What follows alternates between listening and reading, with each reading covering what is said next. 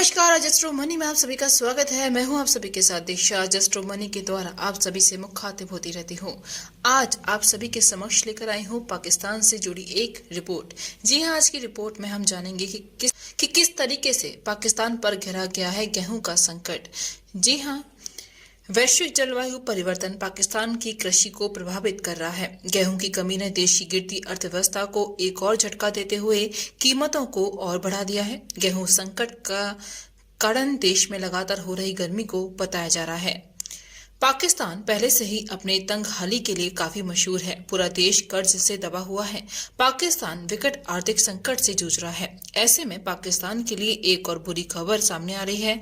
पाकिस्तान में चल रही राजनीतिक और आर्थिक अस्थिरता के बीच एक अभूतपूर्व गेहूं संकट है, क्योंकि इस साल फसल 2 मीट्रिक टन कम होने की उम्मीद है।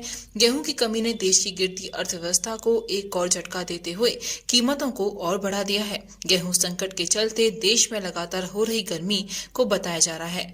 वहीं 28.9 मीट्रिक टन के लक्ष्य के मुकाबले पाकिस्तान को इस सीजन में केवल 26.9 मिलियन टन गेहूं काटने की उम्मीद है। रिपोर्ट के मुताबिक मार्च के मध्य में एक अप्रत्याशित शुरुआती हीट वेव ने गेहूं के दाने को सिकोड़ दिया, जबकि उर्वरक डीएपी और यूरिया दोनों का खराब उपयोग या तो अनुपलब्धता या उच्च लागत के साथ साथ पानी की भारी कमी के चलते भी फसलें नष्ट हो गयी। सरकार ने बड़े पैमाने पर ईंधन और बिजली सब्सिडी को वापस ले लिया, जिसने खजाने से दसियों अरबों का खून बहा है, क्योंकि देश अपनी तेजी से बढ़ते चालू खाता घाटे को वित्त पोषित करने के लिए संघर्ष कर रहा है।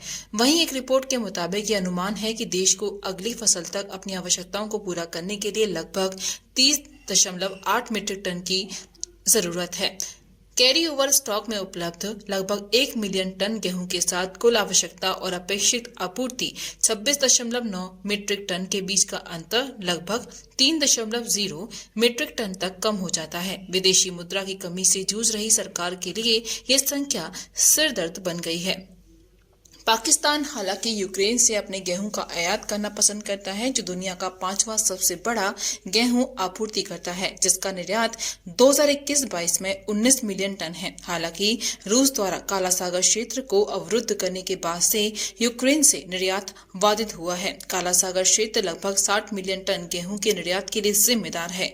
उच्च उर्वरक लागत और मौसम संबंधी चिंताओं के साथ ये कारक वैश्विक आपूर्ति श्रृंखला में व्यवधान पैदा कर रहे हैं और अनाज की कीमतों को और दबाव में ला रहा है।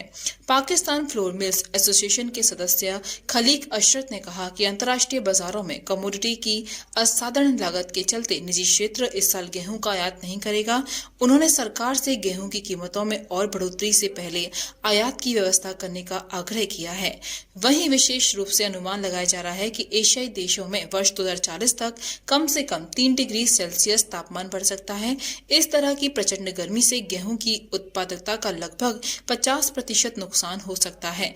बौद्धिक अधिकार और सुरक्षा के लिए बौद्धिक मंच की रिपोर्ट के अनुसार पाकिस्तान को अपनी भौगोलिक स्थिति के चलते और अधिक नुकसान होने की संभावना है। वहीं पाकिस्तान जलवायु परिवर्तन से भी जूझ रहा है।